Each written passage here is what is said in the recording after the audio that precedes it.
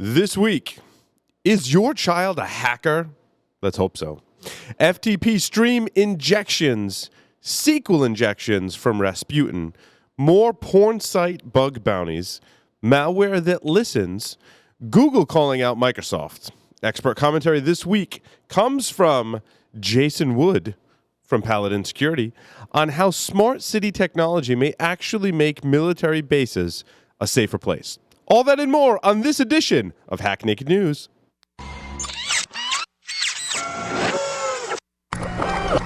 This is a Security Weekly production.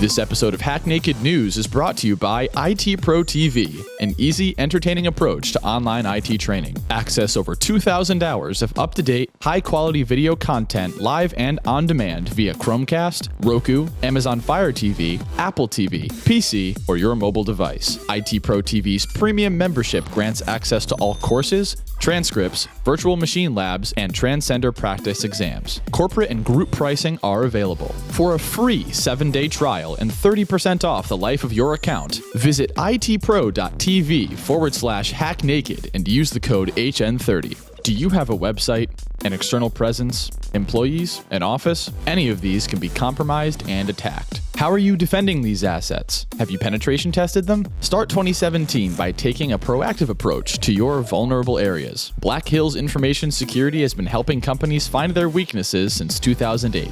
Email consulting@blackhillsinfosec.com to see how they can help you sleep better at night. Gain control of cyber risk with Tenable.io, the first vulnerability management platform built for today's elastic assets like cloud, containers, and web apps. Discover a fresh, asset-based approach that prioritizes vulnerabilities while seamlessly integrating into your environment. Improve ROI with the first elastic licensing approach based on assets, not IP addresses. Tenable.io delivers the data and context you need to secure your elastic attack surface. Start your free Tenable.io trial by visiting tenable.io.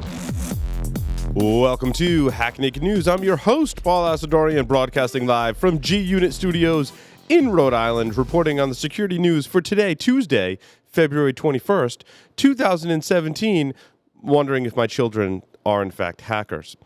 Before we get into the news, a couple of quick announcements. IT Pro TV courses include Cybersecurity Analyst Plus, CCNA Cyber Ops, ITIL Operations Support and Analysis, Penetration Testing, Networking Plus, and Ethical Hacking version 9. IT Pro TV is introducing a new membership level soon. All current premium members will be granted the highest membership level available. Sign up today at itpro.tv/hacknaked and use the code HN30 to save 30% off for life. The InfoSec World 2017 conference is being held April 3rd through the 5th at Omni Orlando Resort at Champions Gate in sunny Orlando, Florida. Security Weekly listeners receive a 10% off the conference or World Pass using the code OS17-SW.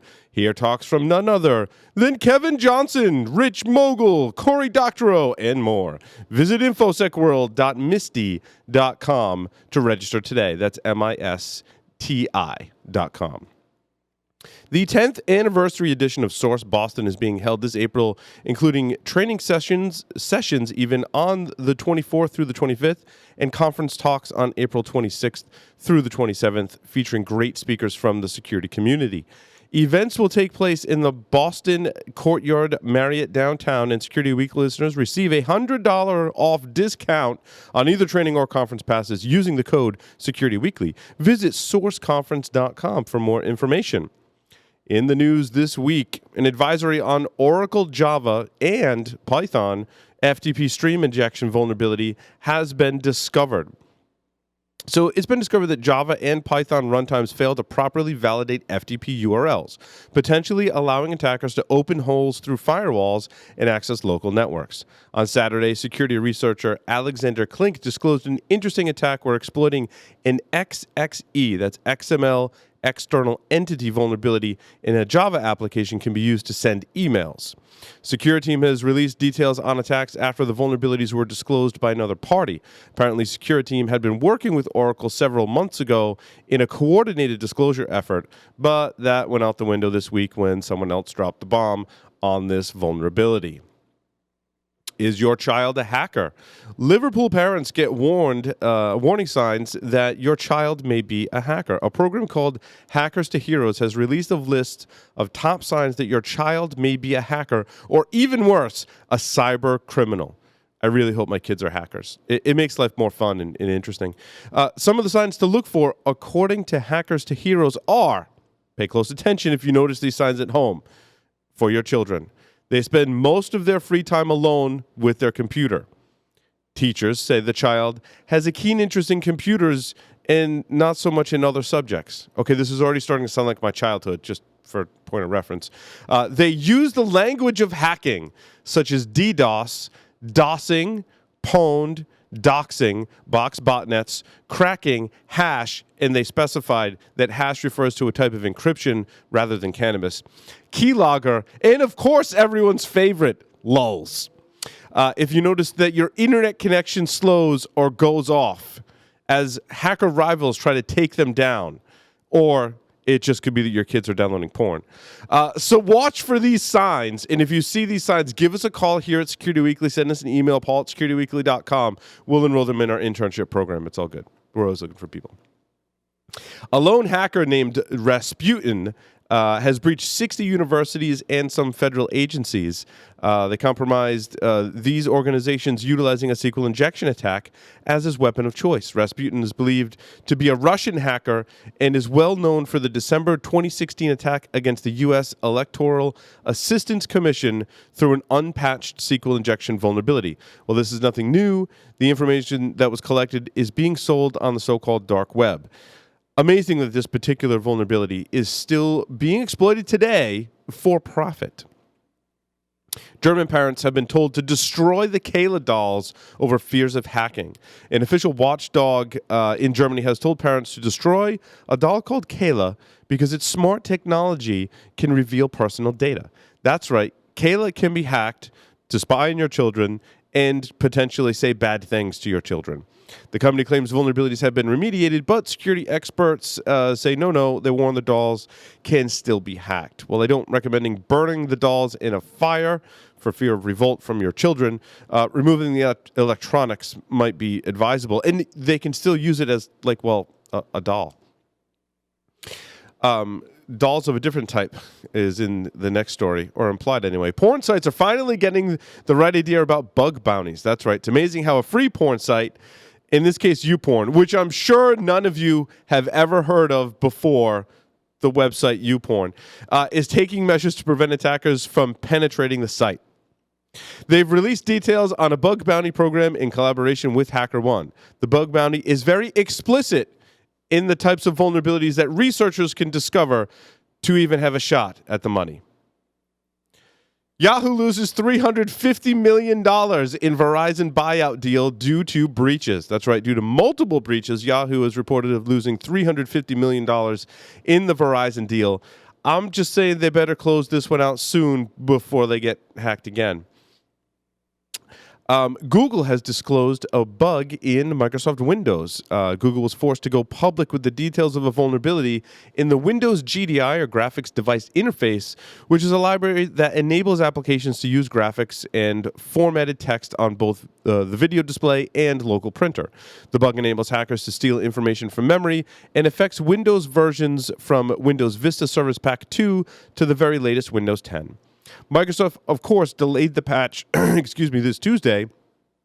past Tuesday for February of this year, forcing Google's hand to release the details of this vulnerability.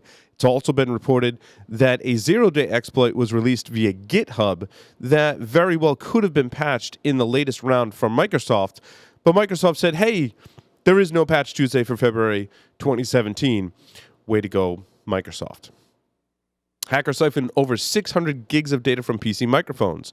Researchers have uncovered advanced malware operation that siphoned more than 600 gigabytes from about 70 targets in a broad range of industries, including critical infrastructure, news and media, and scientific research. The operation uses malware to capture audio recordings of conversations, screenshots, documents, and passwords, according to a blog published last week by security firm CyberX. The researchers have dubbed the campaign Operation Bugdrop because of its use of PC microphones to bug targets and send the audio files and other data to Dropbox. Primarily targeting industrial control systems environments made the tops of the list in this particular attack. Up next, expert commentary from Jason Wood from Paladin Security. But first, a word from our sponsors. Logarithm's Netmon Freemium delivers real-time network visibility to quickly identify emerging threats in your IT environment. Netmon Freemium is a free commercial-grade network forensics and traffic analytics solution. You can use Netmon Freemium's powerful capabilities to search against all of observed network traffic, identify abnormal traffic patterns and application usage, and quickly analyze full packet captures. Take the first step towards real-time network visibility. Visit logarithm.com/freemium to learn more and download it today. Has your network been breached? Cybereason can help you answer this question. Cybereason products hunt for threats within your network and eliminate them in real time. To Cybereason, real time means within seconds. Founded by former military hackers who don't play by the rules, they've built this experience into their platform. Harness ingenuity and imagination, not just code, to defeat hackers. Cybereason. Disrupt the adversary and let the hunt begin. Welcome back, everyone. I'm here with Jason Wood from Paladin Security. Jason, how you doing today? Good, Paul. How are you? I am fantastic. Awesome. We're going to talk about smart city tech that would make military bases safer. That's right. So 2 days ago, an opinion article was published on Wired.com, written by Dr. Ted Johnson. And Dr. Johnson is a retired U.S. Navy commander.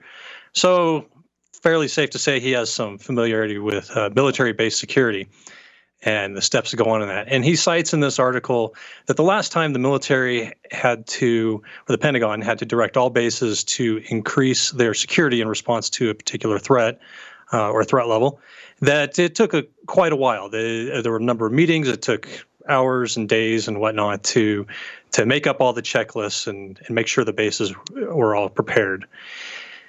Dr. Johnson's opinion is that this is taking too long and that smart technology could make the response for the security teams at these bases much quicker. Now, when he's talking about smart technology, he's referring to artificial intelligence, Internet of Things, machine automation, robotics, data analysis, all the very popular buzzwords that you hear in regards to this topic or these topics. And Jason, is this for physical security, cybersecurity, or both? He is talking about physical security here. Okay. So primarily we're talking about, somebody deciding they want to do something nefarious on some base. How do we respond to that quickly in the physical realm? And he points out a number of cities that have taken steps to improve their implementation, their efficiency with smart technology. He talked about a couple of pilot programs, like at Fort Bragg. They're actually experimenting with driverless cars to move people around. So one of the things that concerns me about this is we talk about these types of devices. I've read in other articles where they say they've stated that the military, the Pentagon, is turning more heavily towards commercial products, things that are not built purposely for the defense, Department of Defense. This is primarily because the research time and the expenses and the whole bit are so huge. The time delay to get things makes it really difficult to field anything in a reasonable period of time. There is my concern. I was like all in with this article and Dr. Exactly. Johnson until that point right there, because I know that the tech in my home was made for the consumer market, and therefore security is not on the forefront of the design decisions, as well as any other kind of resiliency that may have to be present like outside of my home, as in usage on a military base. So not only do we have to be concerned with the cyber security aspects, I said cyber twice there, so you should be drinking right along with me. So you have to worry about in applications that you're looking to protect a military base, for example, that things like battery life, being weatherproof, being resilient to heat and humidity, and all of those other conditions are extremely important. I have two examples in my house, Jason, that I like to use in terms of applying physical security to IoT devices. You've heard me talk about Ring. I think Ring is a great security device. Of course, we have to take into consideration the actual security of these devices as they are providing some level of security. But if we look at the benefits and we say, okay, let's just pretend that Ring is 100% secure. I mean, no one's 100% secure. Ring actually is a pretty secure platform. It provides a nice security feature that I agree with Dr. Johnson. Now, on my gun cabinet, for example, there is a open-close sensor on the cabinet itself. So the cabinet's locked and it has an open and close sensor. I think this is a great application of physical security. It's one that I employed in my own home. It's one I'm sure is already in use on military bases. But having this be so-called smarter IoT technology, it does, I see the point, make it a little more accessible to use consumer grade or products that aren't, manufactured and designed specifically for the military. It does save cost. It allows you to put them in more places. However, when the batteries die, in which they did, right? And it's a weird battery, and I have to order batteries. So then now there's a gap in security. And also, what is the security of my SmartThings device, which that's another one where security has been somewhat questionable. They have made some fixes. It is supported by Samsung, who does make a lot of other really vulnerable devices. So obviously this is a little concerning. But on the flip side, if we can get the internet security, cloud security, and IoT device security right for these devices in this application, it can be a good thing. It can be. I have some concerns, though, still, like you, from this article. I mean, one of the comments that Dr. Johnson makes is that, yes, these things have some vulnerabilities, but they're easily reduced by changing default passwords and encrypting data streams, period. And then moves on from there. Yeah, I mean, I wouldn't say easily, and I wouldn't say necessarily very, even a higher percentage effective of reduce. He is correct. Many of the problems are with default passwords. Many of the problems are with the encryption of the data. But also, I think the point that he missed, too, was when we spoke with Ed Scotus, who did the experiment in his home where he automated a bunch of things, that having it separate from the network is probably should be in the top 3 from what Dr. Johnson said, maybe the top 1, right? Especially if it's a military installation, these things have to be completely and totally separate from the rest of the network. Right. And my thought, too, is he talks about it's easily secure. Well, you talked about battery life and stuff like that. We're not just changing the passwords once on these devices when they get deployed. We're not just encrypting data streams once. We've got to maintain these things. We've got to, replace them because he talks about, it's kind of ironic. He's talking about, providing more safety to the base, but then one of the benefits is, hey, we could put sensors in trash cans so that waste management can more easily know when to go empty a trash can. And, I just look at it and think, well, I mean, that's neat, but that's not security. No. And all you're doing is making for convenience. Though, I suppose if we have all these military brats out there on base, they could become hackers by going after these new targets. It'd be like Pokemon Go for security. Yeah. I don't know. Well, the thing with the trash is interesting. I mean, for those that still do, from what I've heard, dumpster diving is still very valid method for collecting information about your target. Now, if the trash is being tracked, you're like introducing a vulnerability for convenience. It doesn't provide any security measure that I can think of other than the insecurity that you're telling an attacker like where all the trash is because they have these tracking devices on it now. Right. So if I want to go dumpster diving on a military base, which if I were targeting a military base or anyone else, probably something they're going to do, right? Now they know where all the trash is and can track it. And when they're going to be there. Yeah, that trash can's not quite full, so hey, I should have a period of time. Right, I should wait till it's full. So yeah, exactly. Yeah, that's actually useful information to an attacker, especially with a high-value target. So yeah, I think you're right, Dr. Johnson, a little off on this this particular case. Yeah, interesting. but I'm not so sold yet on the idea that this is going to be easily secured and that the benefits outweigh the increase in our attack surface that we're introducing. Yeah, I mean, unfortunately, I have to be a proponent of some kind of standard for, let's just even take the use case of military bases, maybe even government facilities. If they're going to use this so-called smart technology, there has to be some kind of standards and enforcement of those standards for security of these devices. Because what's going to happen, it's kind of like the same scenario that happens in BYOD, right? As the cost drops and the convenience increases, people are just going to start bringing their own devices. Military bases are going to, for example, start adopting this technology because it saves money and it offers more convenience. So you have to get ahead of the problem and enforce some kind of standard or guideline. I guess that would be more of a regulation if it was enforced, right? But there has to be some minimum level of security to say, hey, if you're going to adopt this technology, you have to have the people, processes, and appropriate technology in place in order to do this. Security has to be one of the fundamental things that you're enforcing in the people that are using the technology, the people that are managing the technology, the processes for managing security, and the actual security, physical or cyber, of these devices. Right. And, an interesting point on that, you talk about people bringing in their own devices. A military base is a city. You've got kids. It's like a dorm. Families, it's like a dormitory. schools. Yeah, it reminds me of a university, right? Kids can bring whatever they want into the dorm room. Gas stations, stores, the whole shooting match. So, there's